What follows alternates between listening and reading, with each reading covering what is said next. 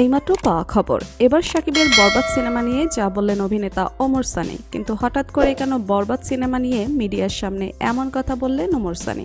তবে কি বরবাদ সিনেমা এবার নতুন রেকর্ড গড়তে চলেছে? তাই তো এবার বরবাদ সিনেমা দেখতে এসে মিডিয়ার সামনে কি বললেন ওমর সানি? বিস্তারিত জানতে হলে ভিডিওটিতে একটি লাইক দিয়ে ভিডিওটি না টেনে দেখতে থাকুন। ইতিমধ্যে ওমর সানি এক সাক্ষাৎকারে বলেন, এবারের ঈদ উল ফিতরে মুক্তি পেয়েছে ঢাকাই সিনেমার জনপ্রিয় নায়ক শাকিব খানের বরবাদ সিনেমাটি। এটি মুক্তির আগে থেকেই বেশ আলোচনায় ছিল।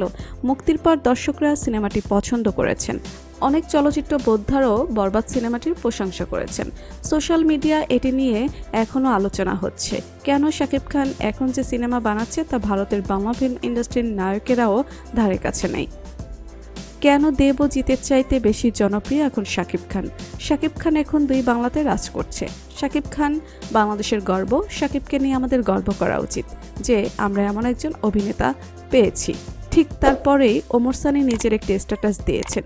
এতে তিনি লিখেছেন, এবার ঈদে বরবাদ বাম্পার হিট, এটা অস্বীকার করার কোনো কারণ নেই, এবং অন্য ছবি সুপার হিট ফ্লপ সেটা অস্বীকার করার কোনো কারণ নেই। ভালোটা প্রশংসা করতেই হবে। আমি বলছি অন্য কথা হিসাবে আমরা যা দেখছি, এভাবে যদি কলের পানির মতো টাকা আসতো তাহলে আমরা বসে থাকতাম না, ছবি বানাতাম। আমাদেরও প্রোডাকশন ছিল, ছবিও বাম্পার হয়েছে, সবাই জানে।